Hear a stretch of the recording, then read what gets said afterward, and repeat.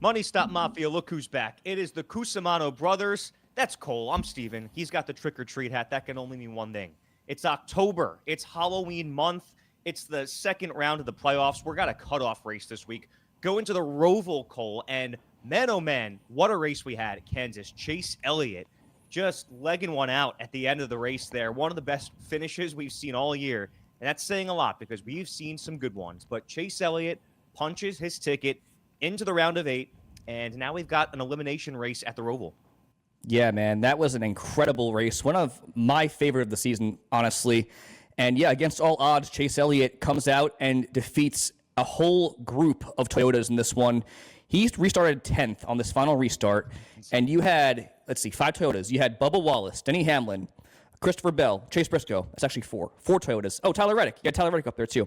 Those 5 guys up front battling for the lead on the final restart of overtime.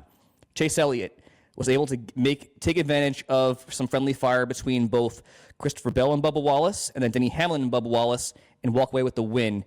And, all the talk going into this round of 12 was the dominance of Toyota. They won all 3 races in the round of 16. And what do you know? We're going into an elimination race in the round of 12. You have a winner to open it up in Ryan Blaney, and now coming off Kansas in Chase Elliott. So Toyota is winless despite having a ton of speed through all 5 races in the postseason. And just to rehash what happened this last weekend for us on the Money Stop from Betting Sense, we cleaned house. We correctly highlighted the top 6 finishers in this race, including Chase Elliott, Denny Hamlin, Christopher Bell, Chase Briscoe, Bubba Wallace, and Kyle Larson in 6th. So if you bet any of those guys for a top 5 pretty much, or a top 3, or Chase Elliott for the win in that case, you made a lot of money this weekend. And you mentioned it at the top, Steven. It's officially fall. The leaves changing out by you out in Jersey. It's October, so it's Halloween month. I'm feeling great, bringing the good vibes, and feel awesome going into this one at the ROVAL. Yeah, these 2 races have been amazing. How about that hit list? Can we rattle that off again? Chase Elliott, Denny Hamlin, Christopher Bell, Chase Briscoe, Bubba Wallace, Kyle Larson. All 6 of the top 6. Are you kidding me? That's what we do here. That's what the Money Stop is all about. We're trying to put some money in your pocket, especially this week as we go to the ROVAL. And this is what we talked about, right? After the first round of the playoffs, we mentioned the fact that we needed to see more from Team Penske, from the Team Hendrick Chevys, and the other manufacturers other than the Toyotas. We needed to see that they could win. And now we know they can win. And man, oh man, does that set up an interesting perspective for the ROVAL. So as we take a look at the pre-qualifying odds, Cole, it's zero surprise who leads this off and how much of a heavy favorite he is. As we go to this road course, Shane van Gisbergen is minus 110 or plus 100, depending on which sports book you look at, which is just par for the course. It's a shame he didn't make it to the round of 12 because he would totally be a sure in for the round of 8 if he had. But it is a steep drop-off after SVG, which means there's a lot of good value at the rest of our favorites category here.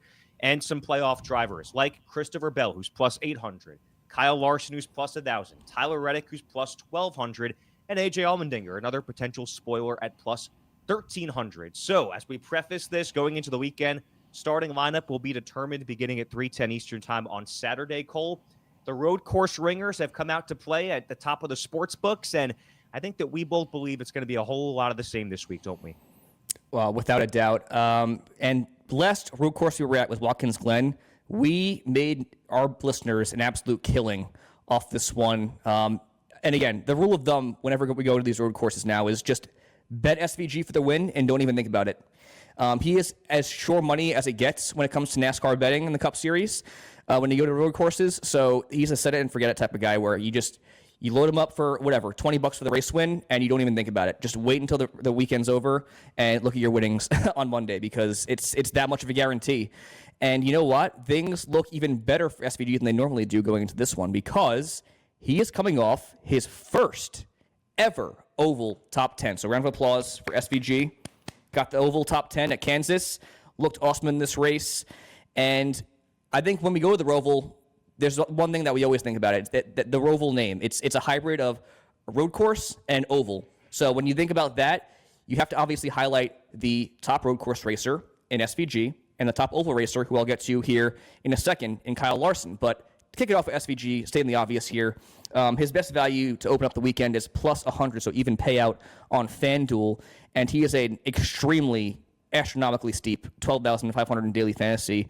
Going to be really hard to get him in your lineup and have a really competent one all the way around as we get down to the daily fantasy portion of the show. But just goes to show you what a heavy favorite he is for this weekend. Master of the Road. He has won the last 4 road course races. The only outlier was Coda, the first road course race of the season, where he finished 6th. So he has not finished lower than 6th in 2025 at these tracks.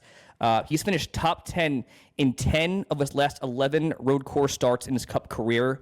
That is just competing on a different level on this style track. He has the best average finish in the series at 8.2, most laps led at 185, and that's all taking into account that he has half the amount of starts in the Cup Series at these tracks compared to the regular full-time drivers like Kyle Larson, like Chase Elliott, Denny Hamlin, what have you. So he is just by far and away the favorite every time we go to these tracks. Only one Cup start at the Roval, finished 7th there with 21 laps led from the pole. Also won the pole in his only Xfinity Series start where he finished 3rd. So although he does not have a win here in Xfinity or Cup, he has been very, very dominant, leading laps, qualifying up front, running up front. So I expect nothing less from this driver this weekend, and there's not much else that needs to be said. Again, you're betting SVG for the win, and that's it. So plain and simple, SVG is the favorite.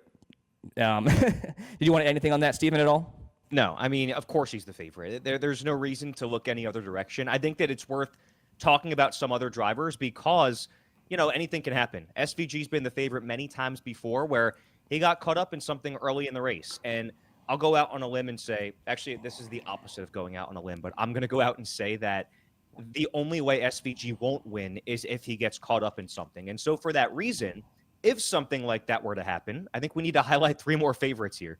Yeah, and the only outlier finish of those 11 starts was a DNF at Chicago. So it doesn't happen very often, and you really can't anticipate those type of things. So he's a guy that you're going to be wanting to bet this weekend to make any sort of money, like we did at Watkins Glen, the past road course we were at. And also, I did want to mention, I think what separates SVG apart from the other drivers in the field, and one thing we talked about here on Horsepower Hump Day and SpeedFreaks is that, we go to the Roval, and you want to say the field has a good shot to beat SVG because we said the same thing going into Sonoma and Watkins Glen. Like, there's a lot of drivers that have a lot more laps at these tracks to where you think, he'll be a favorite for sure and he's going to run up front, but does he really have the advantage? And the answer is always going to be yes now. Now we know that for a fact after going 4 straight wins with SVG at the road courses.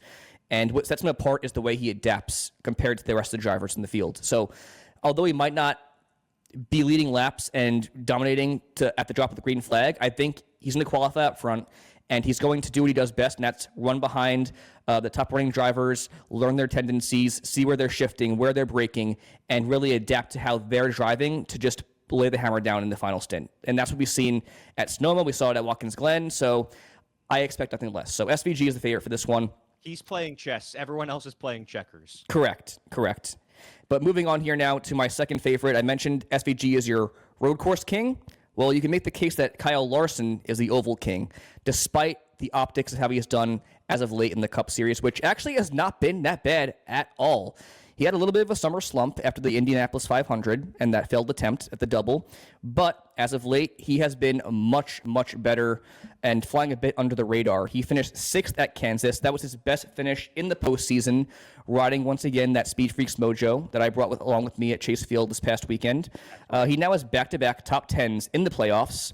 And in 4 of 5 starts in the postseason, he has laps led in 4 of those starts and had an average running position inside the top 10 in 4 of those starts. So he has been running very well, been running up front, just finally putting it all together now and getting those top 10s and the results that you want to advance comfortably into the next round, which he is in line to do, up 54 as the highest seeded driver in the round of 12 as it stands. So he has to finish 21st or better in order to advance, and that should be easy pickings for that number 5 team.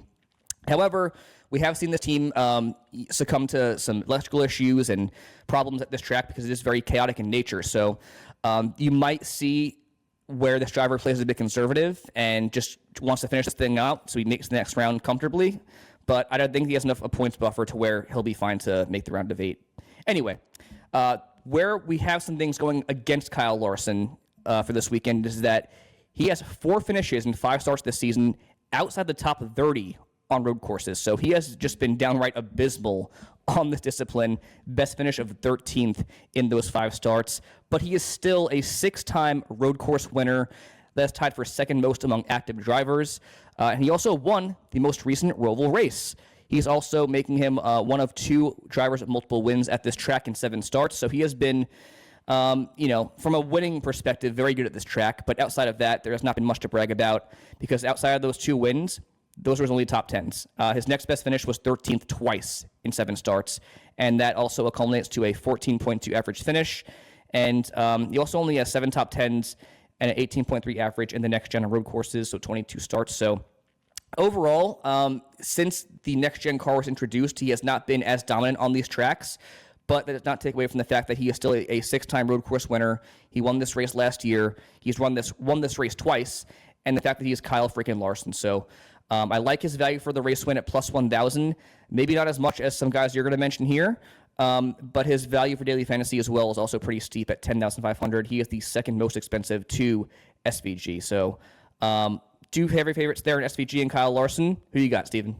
Yeah, I mean, those are just such peculiar stats about Kyle Larson's road course woes this year. Outside the top 30 would lead you to believe it's kind of fluky, but I want to start by saying that I do love the values of those drivers outside of SVG, because how often are you going to get the second best driver in odds at plus 1,000? Like, this is pretty much the only week the rest of the year that that's going to happen, and you make a compelling case for Kyle Larson. However, I am still riding the Toyotas this week. I know we mentioned at the top the fact that we've seen maybe the Penske Fords and the Hendrick Chevys catch up maybe just a little bit, but I think that one driver that has epitomized the speed that has stayed in the Toyota stable is Christopher Bell, who is also at plus 1,000 this week on DraftKings Sportsbook. He is also at 10,200 in daily fantasy, which makes him the 3rd most expensive driver.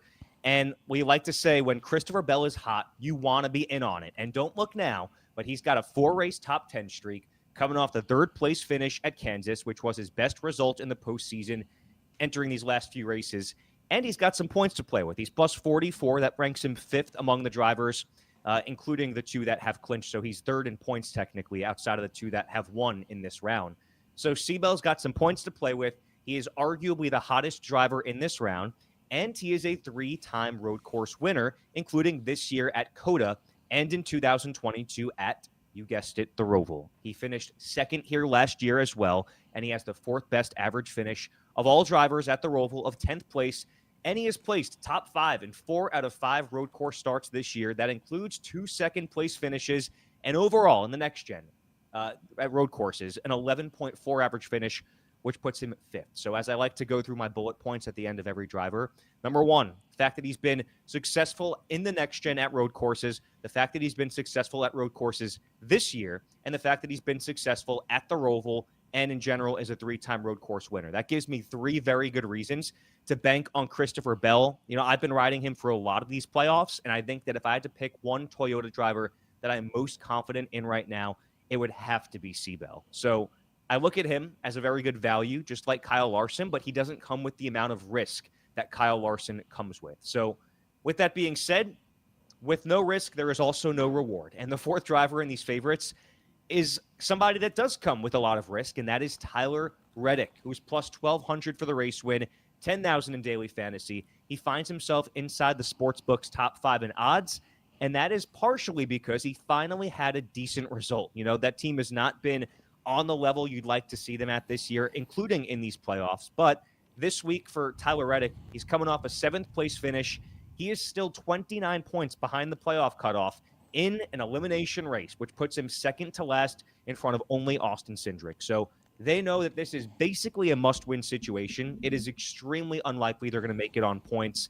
I think that if there's anything for Tyler Reddick to be optimistic about, it is the situation of coming off a top 10 and entering a track where he has such good numbers, because in the next-gen era, he has the 2nd most amount of wins with 3. He also has the 2nd most laps led and the 3rd best average finish of 10.5. Now, as I say that, we've been saying that all year, and it hasn't reflected in results. That's where I'm a little bit reluctant with Tyler Reddick. But here's, again, the flip side of the coin. The heads-up side of the coin for Tyler Reddick is that he has top 10s in 4 out of the 5 road course starts this year. However, he has not won any races. His best finish has been third this year at the road courses, and he's done that twice. So moving on to the Roval, second best average finish at this track of 7.8. He has top 10s in 3 starts at the Roval. His second best finish, or his best finish, I should say, was second in 2021. His worst finish was 12th. That's why the average finish is so high. And he has led laps in all 3 next-gen starts at this track with 20-plus laps led in 2 of those starts. So for Tyler Reddick, has it been the season they have wanted? No, it has not. But some of his best results this year have been on the road courses. I think as long as we've been in the next gen, that has been his bread and butter. He's been a guy that we can depend on. Once again, like you said with Kyle Larson, I think there's an amount of risk that is baked in with that. However, I really like Christopher Bell as the surest bet outside of SVG. So that's a top 4 favorites there, Cole, that bakes a little bit of risk and reward. So kind of pick your poison this week, right? Absolutely. And I am in total agreement there. I think if anyone's going to beat SVG, it's going to be Christopher Bell. They have been, I think, you can make the case the best driver in the playoffs so far, along with their teammate Chase Briscoe, but he's just been so good on the road courses this year and in his entire career. It's where he won his first race was on a road course in the Cup Series. So there's a lot to love about that 20 camp. They're clicking on all cylinders, finding their groove at the right time as we go into the round of 8 here coming up. And in the case of Tyler Reddick, like you said it there, like not a lot has gone right for this team the entire season, but when the success has come, it has typically been on a road course. And given his numbers in the next gen on these style tracks, it's pretty much second best overall in every statistical category. So I think this presents his best opportunity to go out there and potentially advance into the next round, but especially have a good race where they need to have one. And I think last week was a big step for me because, we were very reluctant to even mention him on the episode.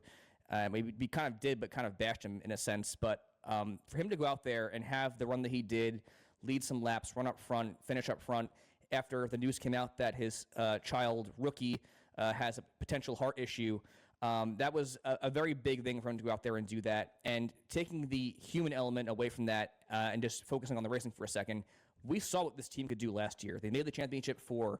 They performed time and time again when they had to in big moments, came up clutch like his team owner MJ. He's also supporting the MJ Jordan Brand paint scheme this weekend. So if there's a driver in the field that's proven that he could do it again when his back's against the wall, Tyler Reddick is one of those guys. So I like him a lot this weekend. But I do believe that Christopher Bell will be the next best bet next to SVG. But Steven, moving on to sleepers here, drivers with an outside chance at the win. Say that kind of loosely here because we have some pretty big names in this section. I think you should kick this thing off because you're on a roll here, and you got a really big name here coming up who could be a potential sleeper. Again, used very loosely for the Roval.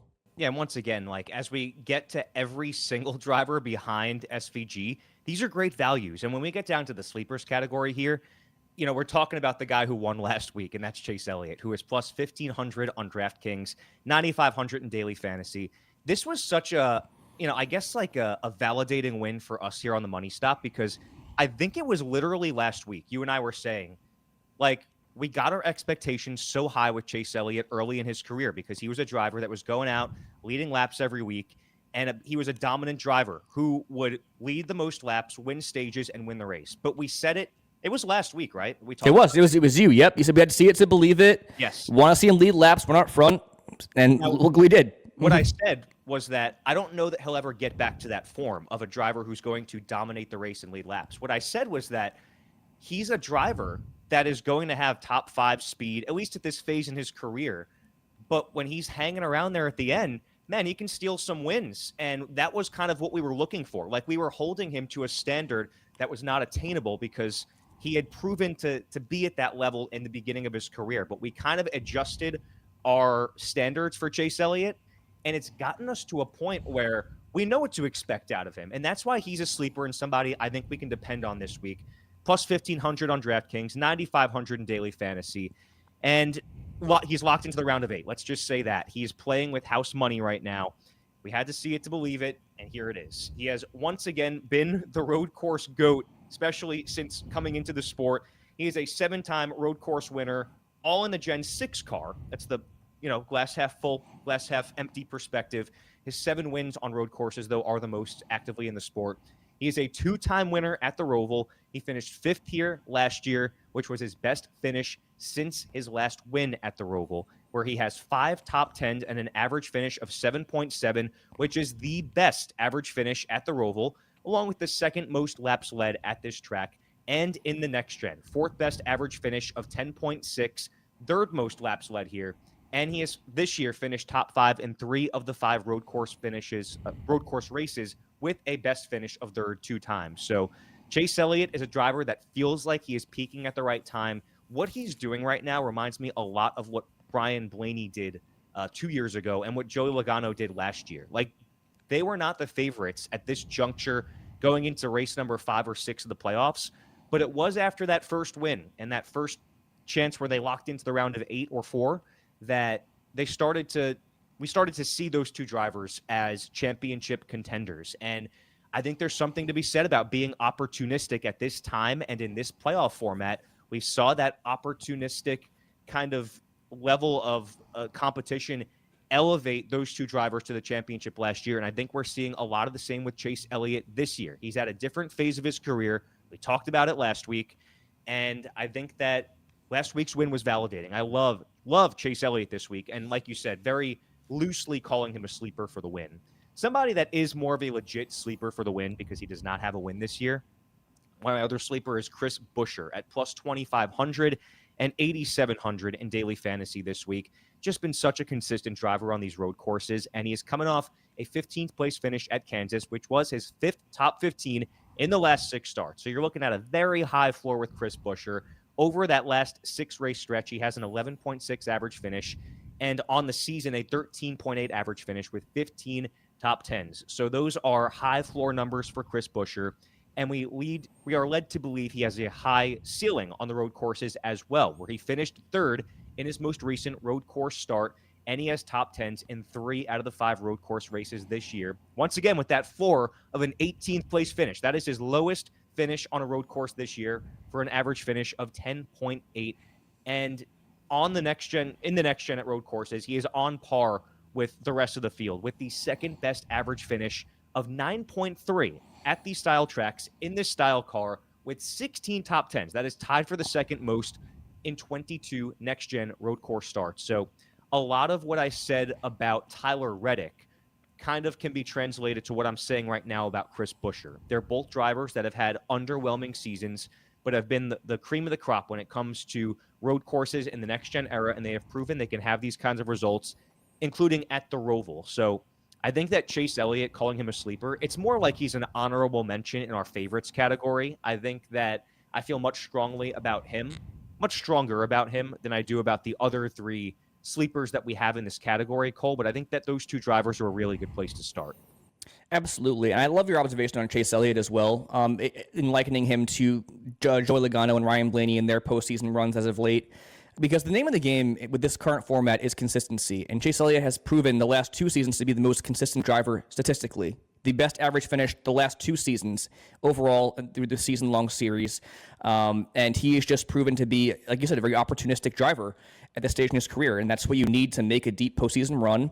And they're doing it when it matters. I mean, 3 top 5s over his last 4 starts. Like, this team is looking really good. They look arguably the best of the entire Hendrick stable in terms of results and maybe even speed.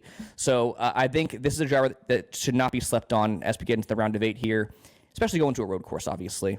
And in the case of Chris Buescher, I think it's very similar to SVG in a way, to where he is just money in the bank on these road courses. He both Chase Elliott and Chris Buescher, very high floor drivers for these style tracks. But Chris Buescher especially, top 10 machine on the road courses in this current car. Probably the second best driver statistically next to SVG with this car on these tracks. So 2 great drivers. I got to go with 2 legitimate sleepers here for the race win. And one that's making an appearance on the money stop in great length for a while. It's going to be William Byron. William Byron's finally back on the show, guys. Plus $1,400 for the race win per BetMGM and $9,700 in daily fantasy. Coming off a quiet 9th place day at Kansas, where Steve Letarte called him mediocre earlier in the day because he was running, it was like sub 20th. And I thought the same thing. I was like, this team just looks very mediocre in the playoffs at this point. But lo and behold, they walked away with a top 10 day, back-to-back top 10s at that. in the playoffs as it stands. And he's also finished very quietly, 12th or better his last 4 starts, which, I mean, you look back at how the season began, you got to win the 500, he was scoring top 5s every single weekend, it seemed like. It doesn't seem, very great, but when you have 4 straight top 12s, back-to-back top 10s, and a format that favors consistency, it looks better for William Byron, especially when you consider the fact that he is 40 points to the good going into this elimination race at a discipline and a home track where he's done very well at. He's a 2-time road course winner, last back in 2024 at COTA. And COTA this year is also where he recorded his best finish since then, which was 2nd. But overall, on the road courses this year in 5 starts, 4 top 10s, the only outlier being a DNF at Chicago. So along with Tyler Reddick and Chris Buescher in SVG, I think William Byron's proven to be one of the most consistent and high floor drivers in the road courses in this current car. So you also look at his resume at the ROVAL itself, home track for him, 4 top 10s, 7 starts, back-to-back podium finishes where he finished 3rd last year and runner-up the year prior. And he also has an 11.1 average, good enough for 6th best overall, with the 4th most laps led at this track in 7 starts. So I think William Byron, many are sleeping on him, but there is reason to mention him as a sleeper going forward in the playoffs, a team that's definitely turning it on as of late, and a driver that I'm looking at to have a nice, solid top 5, definitely top 10 day here on Sunday. And then, of course, we have to mention Chase Briscoe as a sleeper for this race. We cannot leave him off the outline ever going forward. He is a really, really nice plus $2,500 per FanDuel for the race win, and $9,200 in daily fantasy is a great value as well. 4th place at Kansas marked his 5th straight top 10, so top 5s in every single playoff race thus far.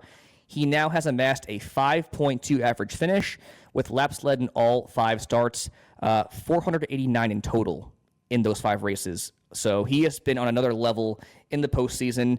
Despite all those numbers and success, he's only 21 points to the good as the 7th seed going into this elimination race. So nothing's guaranteed for a driver that's been the best, I would say, next to Christopher Bell in the playoffs thus far. So this is a team that needs to have a good day points-wise and likely finish top 10. And I mean, it's been very hit or miss at the ROVAL for this team. He had a best finish of 9th at the ROVAL. And then outside of that, he only had he had 4 finishes worse than 22nd. So it's been not the best looking track resume-wise for Chase Briscoe, but you look at his last couple starts on the road courses in the next gen, top 5 in both of them, and that includes a runner-up at Sonoma. So we talk about it every single time we mention Chase Briscoe. Disregard all of his prior stats in the Cup Series with Stewart-Haas Racing. You look at what he's done as of late, top 5s his last 2 starts, runner-up at Sonoma.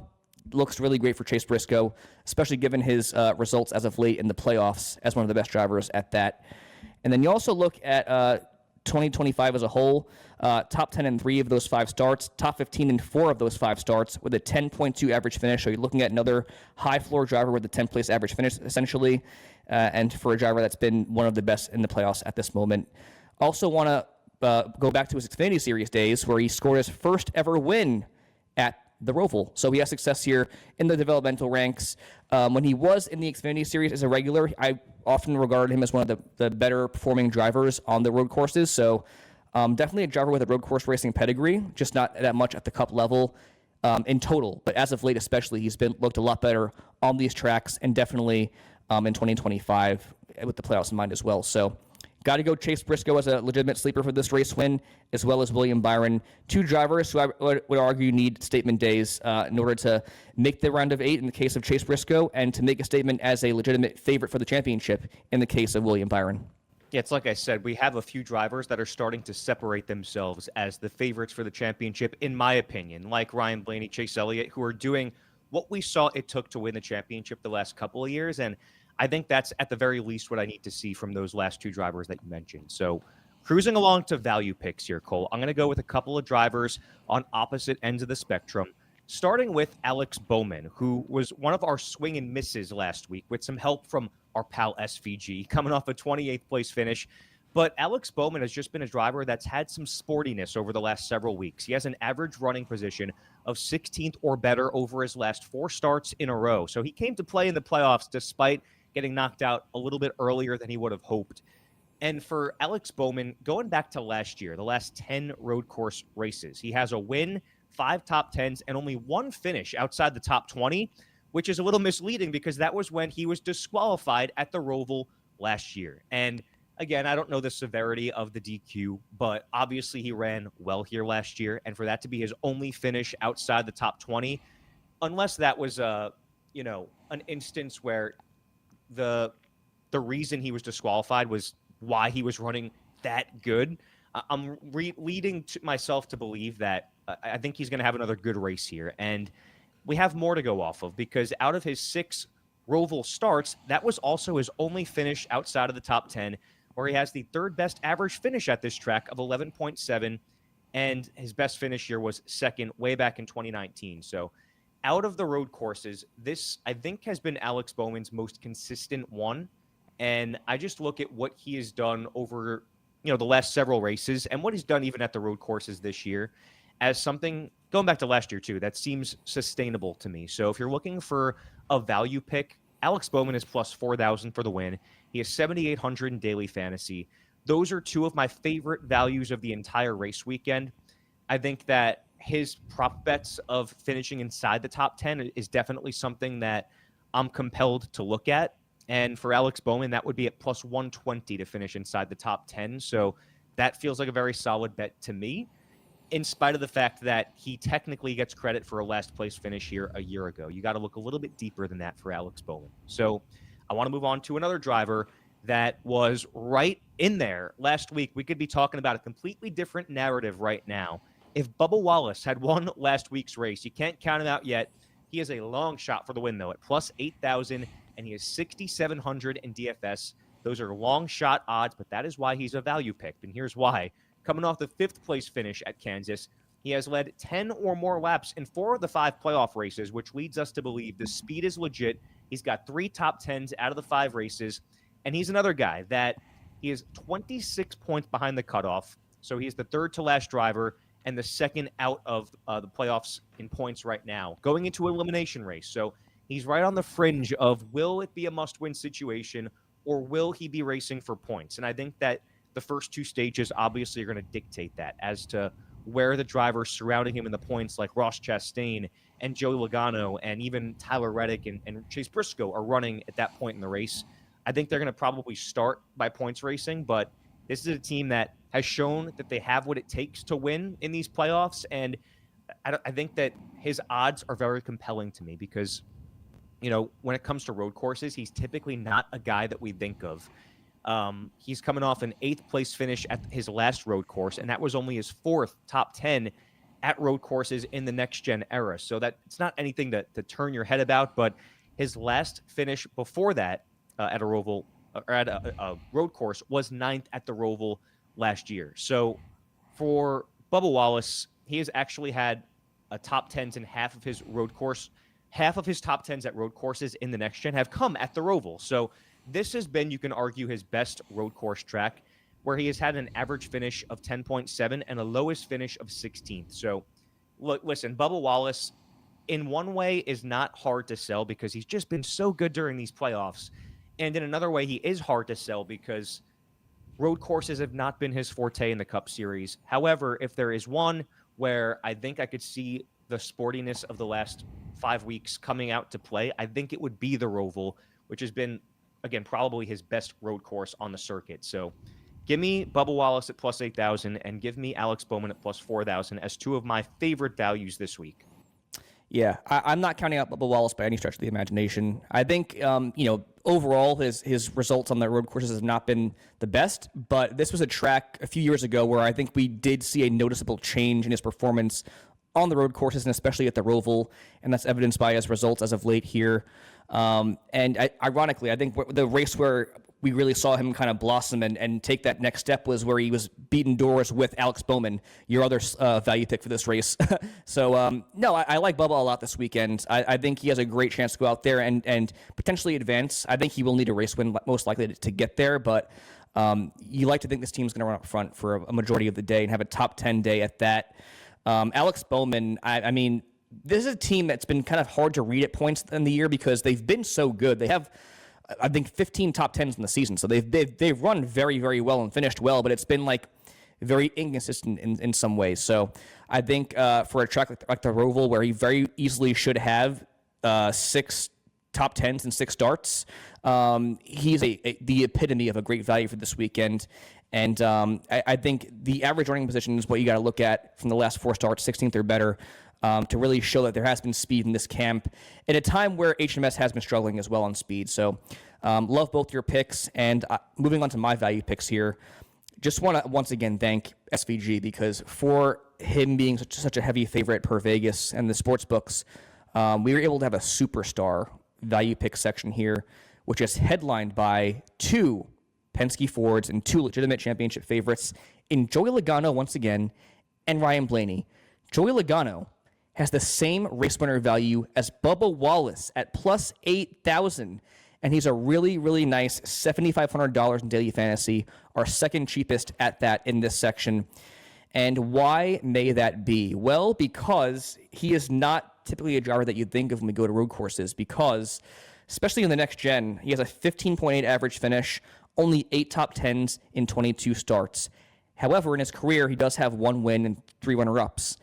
And the good thing going for him here is that although he finished 21st at Kansas, he had 3 straight top 5s going into this race with laps led in each of those 3 starts going in as well.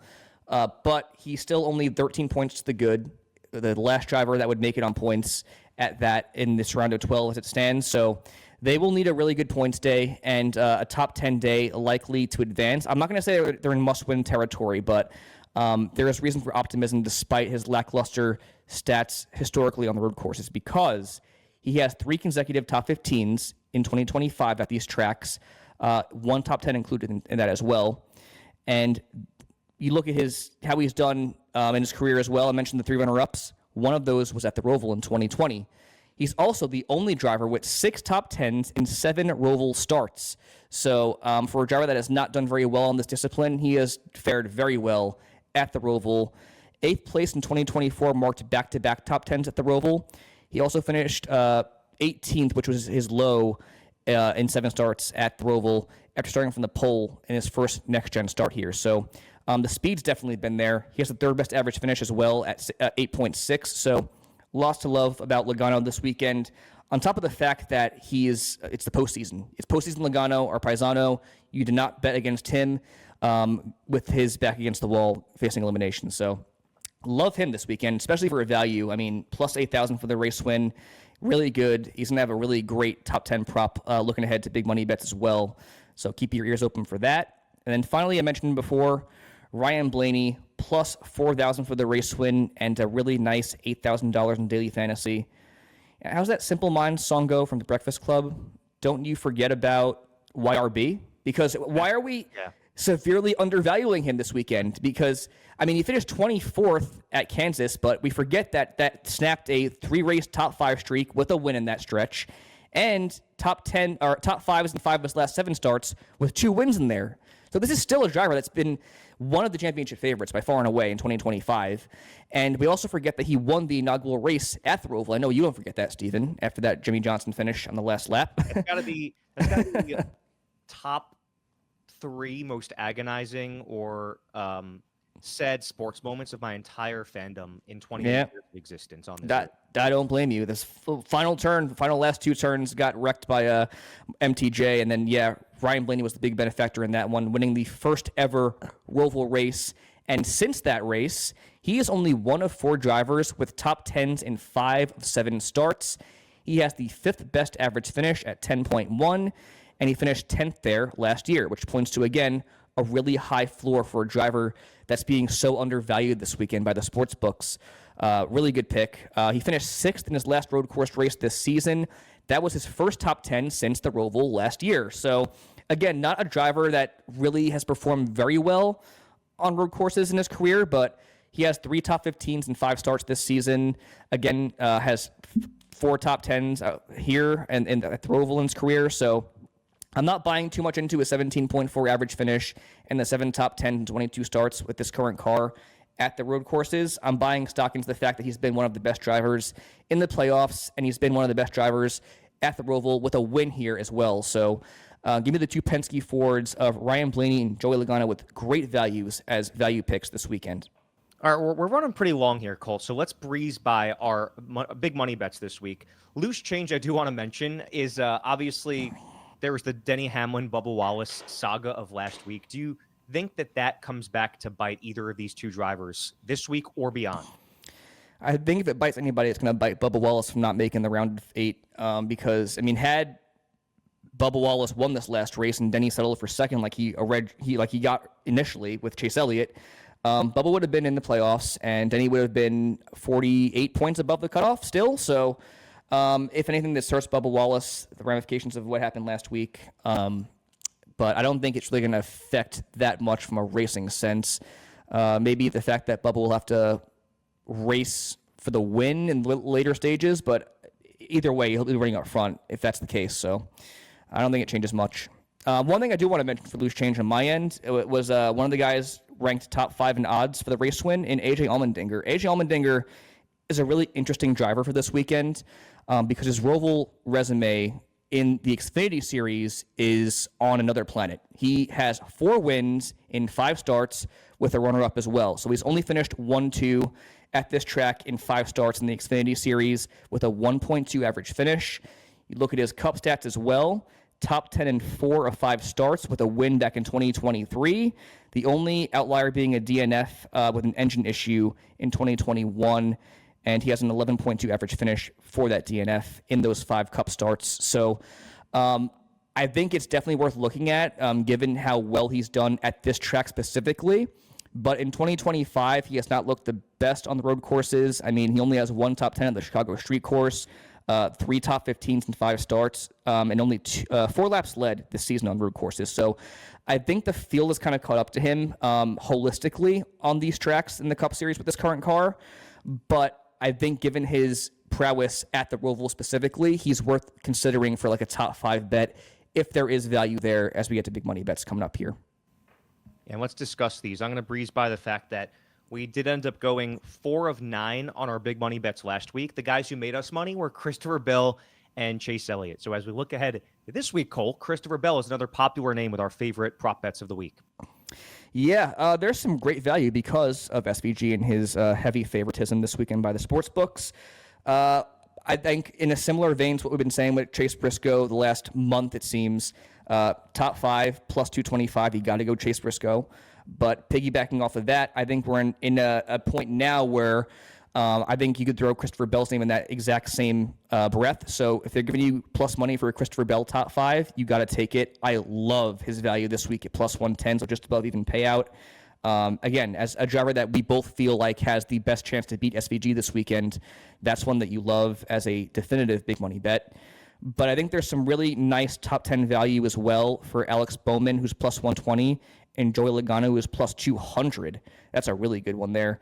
For 2 drivers who have top 10s in all but one of their Roval starts. So kind of pick your poison there. I'd feel more confidently in Joey Logano with his back against the wall. But Alex Bowman's a really good one as well. But if we got to narrow it down to 3, we'll go Bell and Briscoe top 5 and Joey Logano top 10.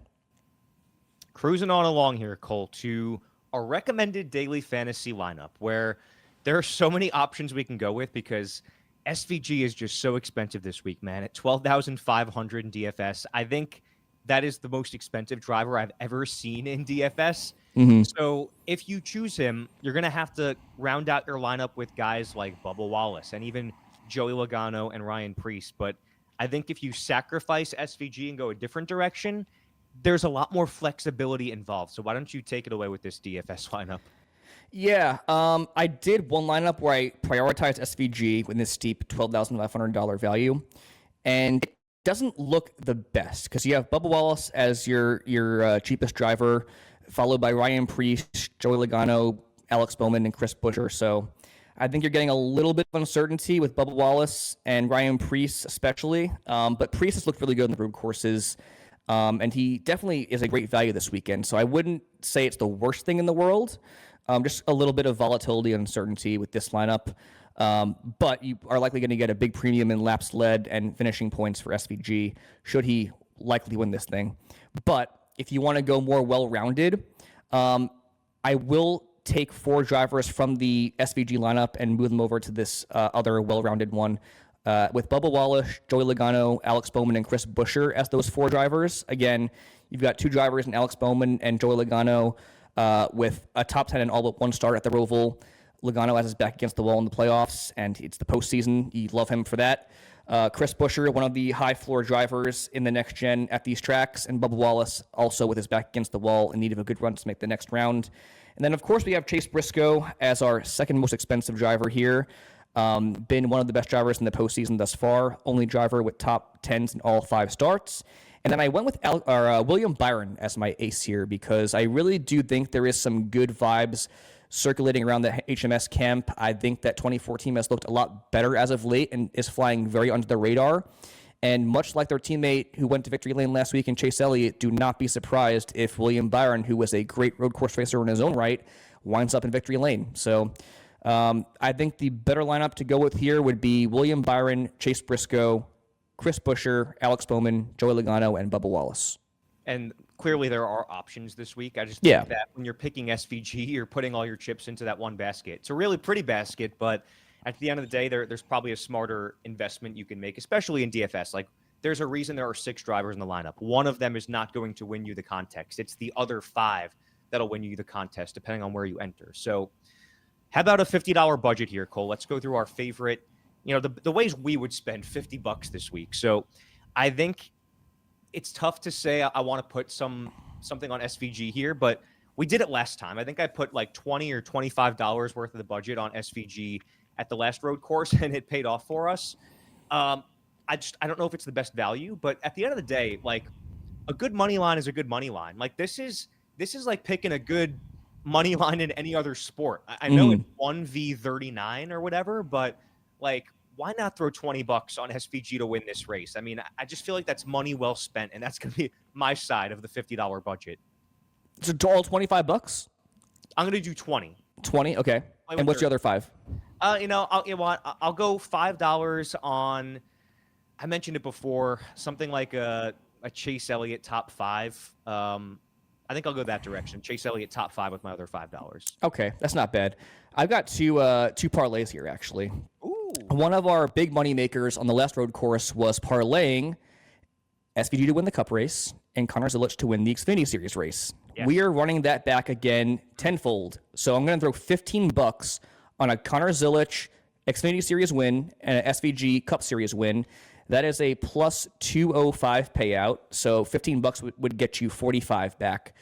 I mean, those are the 2 best drivers by far and away on those disciplines in their respective series. There's no reason to go deeper into that. And then for my final parlay, I've been going heavy with the NFL anytime touchdown scores and the prop finishes. I have 2 I'm kind of mulling between. One where I want to parlay the best road course racer in SVG to win the race and the best wide receiver in Justin Jefferson to score a touchdown. And I have a plus 430 payout for an SVG win and a Justin Jefferson touchdown, which I think has a very good chance of hitting. But I think the safer play would be a Christopher Bell top 5 parlayed with Justin Jefferson or anytime touchdown. Either way, you can't go wrong. I think if you want to spread the love around and not put all your eggs in the SVG basket, go with the Christopher Bell top 5, which I think is going to be a lock, parlayed with Justin Jefferson anytime touchdown in that game. That should also be a lock in my opinion. So we'll throw $10 on that. Yeah, I mean, I don't think Justin Jefferson has scored this year, but that makes him extremely due. Exactly. I do want to mention for our touchdown parlay last week, I did have Puka Nacua as one of the guys I set to bet on, and he did score. So just want to throw that out there, that we are 2 for 2 or 3 for 3 on NFL touchdown parlays on this podcast. Oh, we're 3 for 3, because I also tweeted out from the account on Sunday morning, I would have parlayed a Christopher Bell top 5 with a Christian McCaffrey touchdown. Right. That cashed. Yep. I can't remember if I was saying it on here last week or not. I told somebody to bet James Cook anytime touchdown with Chase Briscoe top 5, and that also cashed. So we are on an absolute heater with these anytime touchdown scores and prop finishers parlays, and that seems to be where the most money can be made, and you're minimizing risk there as well, I think. There's some other good more guaranteed bets. Like you have Jonathan Taylor score touchdown minus 220, but I really think JJ is going to get one this weekend. It's gone too long without getting a touchdown. They're playing the Browns, if I'm not mistaken, right? Yeah, the Browns. They're playing the Browns. They're okay defense, but I think Carson Wentz is going to look much better in his second full game with the team as the starter, and he's really not that bad of a quarterback in my opinion. So we'll go with that JJ. That's fair. Too bad this wasn't an NFL betting podcast. We can go down a deep rabbit hole, but that's your weekly dose of how you can parlay these odds we've talked about for the last 50 minutes with another sport. So as we close the book on this week's episode, Cole, we're running out of time this year. We're halfway through the playoffs. It's unbelievable. And honestly, this has been one of the most memorable playoffs, first half of a playoffs that I can remember. This has been such a great set of races and set of finishes, and we want to finish strong too. So as we drop the jack on the most important stop of the day, we got to give you our winner picks. And I distinctly remember that I picked first last week, which means that you got the first go this week. I want to pick Christopher Bell, but I'm not going against SVG. We've said it numerous times. Do not go against him. He is going to win the race. SVG, just don't even think about it. He's going to be the winner this weekend. Yeah, you would have been an idiot to not pick SVG. I am going to go Christopher Bell. I just think he's the most, I said at the beginning, like he's the most sure thing outside of SVG. And again, if SVG doesn't win, it means something went unfortunately wrong for that team. And you have to be prepared for if that happens, like it had at the Chicago Street Course, the second race we had there. So C-Bell for the win. For my sleeper pick this week, I'm going to give you a guy we actually haven't discussed, and that is Austin Cindric, just because he is last in the point standings. At one point in the Xfinity Series, he was the driver to beat at road courses, one of them, and he is minus 48 points, the 12th of 12 drivers. He is in a must-win situation. I mean, he's not getting in on points unless the entire field wrecks. So I liked what I saw from that team in the last elimination race, even though they obviously had some issues at the end.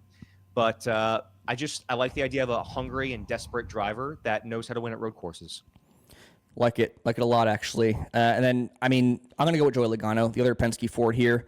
Plus 8,000, ridiculous value for the race win. And again, he's just done so well at this track in his career. Chalk it up to postseason pressures and being able to perform in that regard. Either way, he's done so well at the ROVAL in his career, and I think he's going to have another masterclass once again with his back against the wall, facing elimination here for the round of 8. So we'll see how it goes. But I'm going to go SVG favorite and Joey Logano for my sleeper. Yeah, I love the ROVAL. This is absolutely, it's been such a joy to watch the races here outside of the result that we, discussed before that we're not going to mention again. But, we've seen some great moments at the ROVAL over the years. It is an elimination race. It's going to be very fun. Bank of America ROVAL 400. That is coming up this weekend, 3:05 Eastern time, the first race in the month of October, which is when things start to get scary in the NASCAR playoffs. So that'll drop the jack on your most important NASCAR betting stop of the day. He's Cole. I'm the Lil Bro Steven. We're trying to make you some money. And for Richie back there producing today's show, for the entire Freak Nation crew, this has been the Money Stop. Thank you all so much for tuning in. We'll see you next week for the round of 8.